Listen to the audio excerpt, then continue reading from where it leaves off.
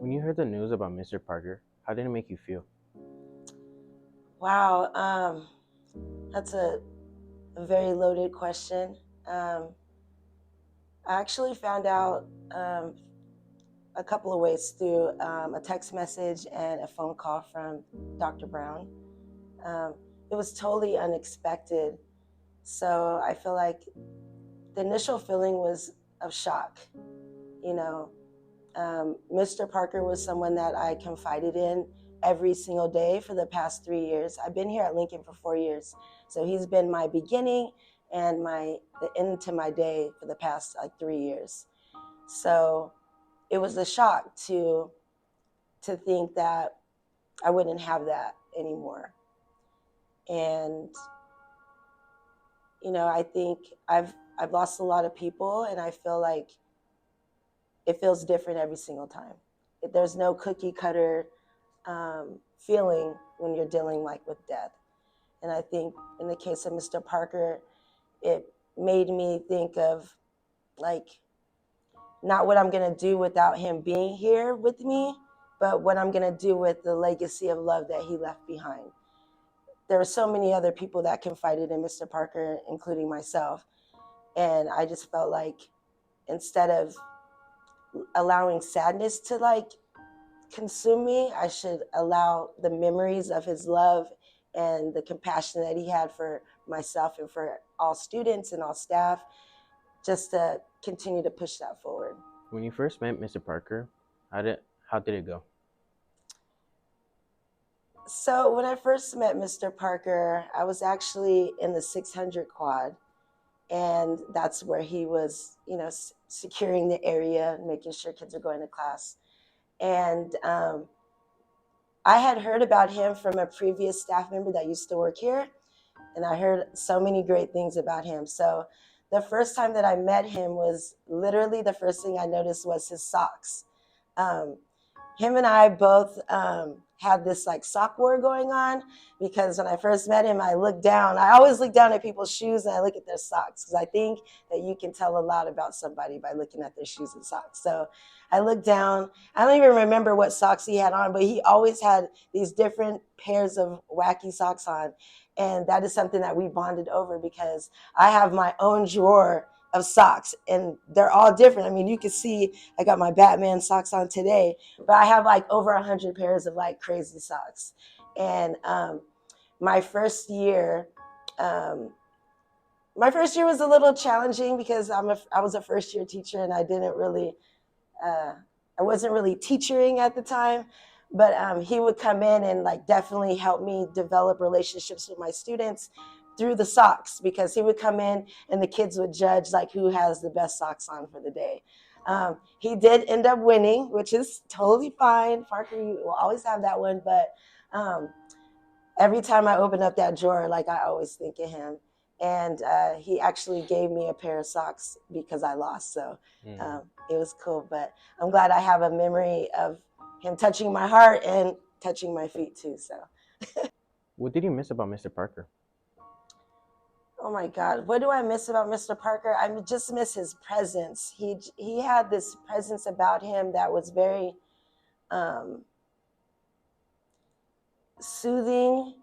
I think the best way to describe the way that he made me feel was um, before he passed. It was like the weather wasn't very good in San Diego. It was like hit or miss. It was like raining for a couple days, and then it was just gloomy. And after he passed, and since he's passed, we've seen like wonderful weather, and the beach was one of his favorite places. Um, I believe that when I feel the warmth of the sun, it's the exact same feeling that Parker like gave me on a daily. And I think that's why my relationship with him was so um, impactful for my everyday here at Lincoln. um, because I just felt like I wasn't just coming to work, you know. I had somebody that I could confide in. I had a friend here at work, and I think that's important. It's important to have relationships with everyone that you work with. You know, having being collaborative is very important. Um, but it was just very different with me and Parker. Like I said, my everyday, he was the first person that I saw. You know, first period prep, so he was with me, and I was able to just talk and say anything. I never felt like I had to hold anything back or, you know, be afraid that he's going to look at me in any type of way. I really do feel like he was an angel. And if I want to be like selfish, I would say that his time here with us was over because he impacted my life like so much. Um, I never would have thought that like I would be even okay doing an interview talking about him. But like I said, I can't let sadness consume me, and I have to just keep taking everything that warmth feeling that I have. I need to like completely embrace that every single day, and know that even though I drive past the Willie James Jones gate every single morning, and that I don't see him, that I know that he is there. You know, um, I was kind of having a hard time until last Thursday. I hadn't been eating well, obviously, because death kind of does that to you, kind of throws you off. So I've been super hungry. So last Thursday, I went home and I was so hungry. I was like, let me just make some noodles, because noodles only take about a couple minutes to make. So I made some noodles, and I was sitting there, and I started to think about Mr. Parker, and I started to cry. Now, I started to cry into my noodles. Now, I was very hungry, okay? So now I'm sad and I'm mad because I can't eat teary noodles. It doesn't make any sense. So I was very upset. I ended up calling my father, and my dad, he talked me down.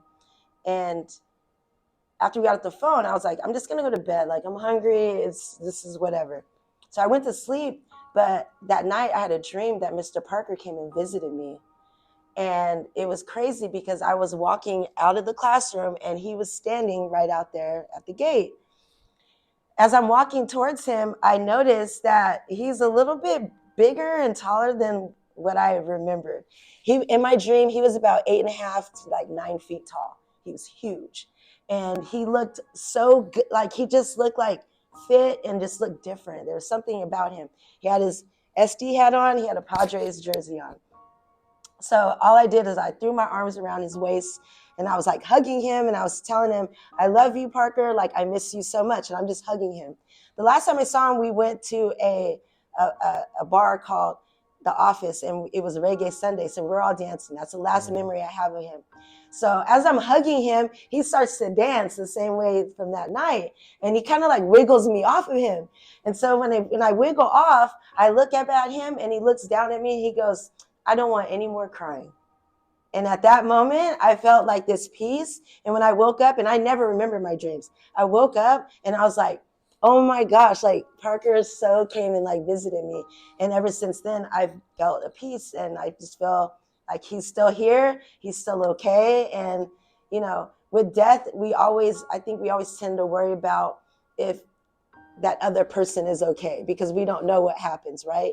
But him coming to visit me, it said more than like him being okay. It was like letting me know like everything is okay, and death isn't something that we should be like so afraid of. Yes, it's a mystery, but you know, I think as long as we do what we're supposed to do here, then we can then we'll see all those people that we miss terribly while we're here.